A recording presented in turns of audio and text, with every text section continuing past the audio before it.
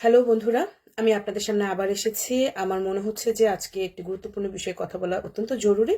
তো এখন আমার এখানে অনেক রাত, তারপরেও আমি এসেছি আপনাদের সাথে সামনে কথা বলার জন্য। তো যে বিষয়টা নিয়ে কথা বলবো আজকে, আমি একজন উপদেষ্টা, যিনি আইন বিষয়ক উপদেষ্টা আসিফ নজরুল, তার একটি বক্তব্য শুনছিলাম। তো সেখানে শুনে আমি যেটা বুঝতে পারলাম, তাদের এই মেটিকুলাস ডিজাইনের পরবর্তী টার্গেট হচ্ছে রাষ্ট্রপতি। তো রাষ্ট্রপতিকে হয়তো তারা অপসারণ করতে চাইছে, সেটার জন্য তারা অলরেডি ছক করে ফেলেছে চূড়ান্ত। তো সেটিকে সামনে নিয়ে আসার কতগুলো তারা হয়তো বা কারণ মানুষের সামনে আনতে চাচ্ছে, সেরকমই একটি তিনি কিছু কাগজপত্র দেখিয়ে বলেছেন রাষ্ট্রপতি নাকি স্ববিরোধী কথা বলছেন, যেটি হচ্ছে যে প্রধানমন্ত্রীর পদত্যাগপত্র পাওয়া এবং না পাওয়া নিয়ে। তো প্রধানমন্ত্রীর পদত্যাগপত্র তিনি বলেছেন যে নজরুল ইসলাম, যিনি আসিফ নজরুল, তিনি বলেছেন যে রাষ্ট্রপতি তিন বাহিনীর প্রধানকে সাথে নিয়ে বলেছিলেন যে তিনি পদত্যাগপত্র গ্রহণ করেছেন, এবং তিন বাহিনীর প্রধান যখন পেছনে তার ছিল, সেই 5 তারিখে আমরা কি করে বিশ্বাস করব আপনাদেরকে যে আপনারা তাদের এই রাষ্ট্রপতিকে বন্দুকের নলের সামনে রেখে তাকে দিয়ে এই কথাটি স্বীকার করিয়ে বা বলে নেননি। এখন আসি, তিনি বলছেন যে রাষ্ট্রপতি এই ধরনের স্ববিরোধী কথা বলার মাধ্যমে তিনি নাকি তার যে সংবিধানের উপরে যে শপথ সেটি ভঙ্গ করেছেন। আচ্ছা, আপনি তো সংবিধানের, আপনি আইনের মানুষ, সংবিধান ভালো জানেন। তো আপনার ক্ষেত্রে এখন যদি আসি, যে আমি রাষ্ট্রপতির কাছে অনুরোধ করব, এই যে আসিফ নজরুল, যিনি মিথ্যাচার করতে ভালোবাসেন, যিনি এর আগে তার এরকম অনেক ধরনের 26 লক্ষ ভারতীয় এবং যত অনেক কথা তার আছে, এবং বর্তমানে তিনি যেটি হয়েছেন, তিনি মেশিনম্যান হিসেবে আবির্ভূত হয়েছেন। তো আমাদের সংবিধানের 18-1-এ যদি আমরা যাই, তাহলে আমরা তার এই নৈতিকতা এবং চরিত্রহীনতার কারণে আমাদের রাষ্ট্রপতি চাইলেই তাকে তার পদ থেকে অপসারণ করতে পারেন।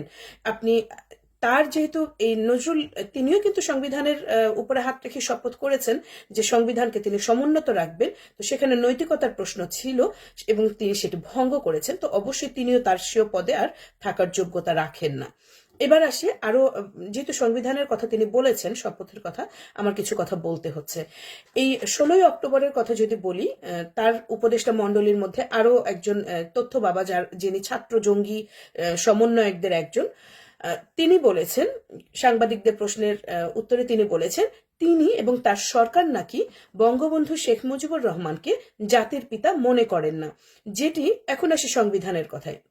সংবিধানে 4-ক অনুচ্ছেদে আপনারা দেখতে পাবেন, সেখানে খুব স্পষ্ট এবং পরিষ্কারভাবে লেখা আছে আমাদের এই বাংলাদেশের যিনি বঙ্গবন্ধু, ইনি হচ্ছেন আমাদের জাতির পিতা।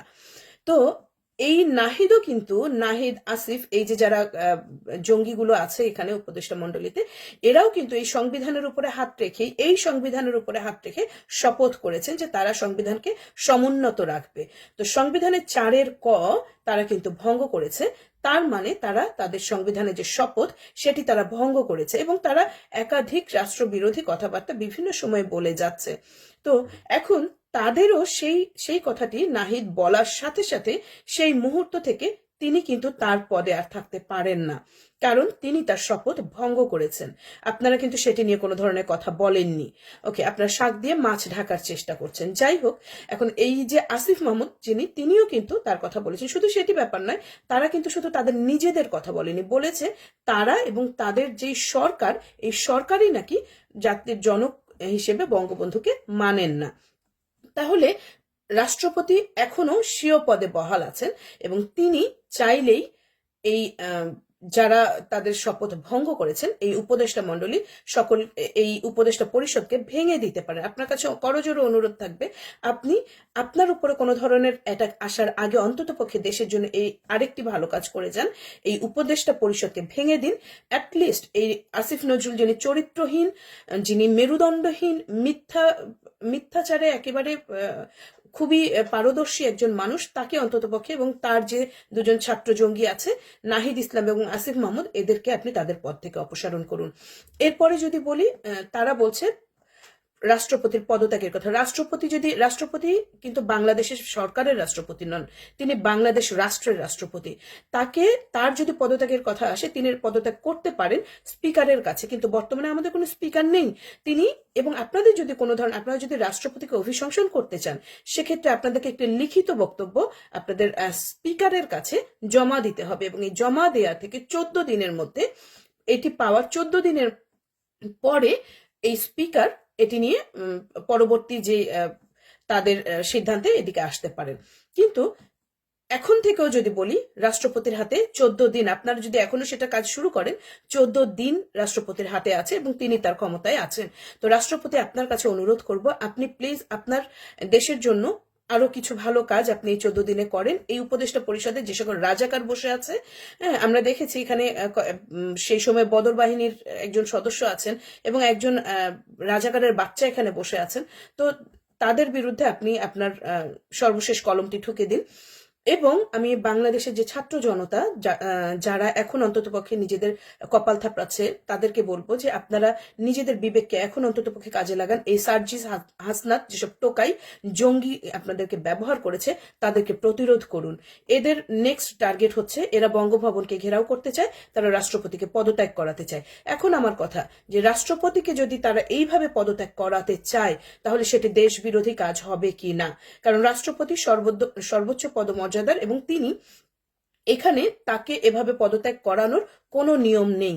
এখন যদি তারা সেই কাজটি করতে বাধ্য করায় দেশকে এবং সরকারকে, তাহলে তারা দেশ বিরোধী কাজ করছে কিনা এবং তাদের বিরুদ্ধে অ্যাকশন নেওয়া হবে কিনা, সর্বোচ্চ যে শাস্তি। এই সার্জিস এবং হাসনাতের কথায় আপনাদেরকে আমি অনুরোধ করব, ছাত্র জনতাকে, বাংলাদেশের মানুষকে, বাংলাদেশকে রক্ষা করুন। তারা বাংলাদেশে সর্বোচ্চ ক্ষতি করে ফেলেছে। তারা বাংলাদেশকে একটি নৈরাজ্যকর একটি দেশে পরিণত করে ফেলেছে অলরেডি, এবং তাদের যে 16 কলা, সেটি শেষ পেরেকটি ঠুকতে চাচ্ছে রাষ্ট্রপতিকে পদত্যাগ করিয়ে। এবং রাষ্ট্রপতি এই মুহূর্তে আমার মনে হয় বাংলাদেশের ব্যালেন্সের জন্য, ভারসাম্যের জন্য অ্যাটলিস্ট একজন অভিভাবকের প্রয়োজন আছে।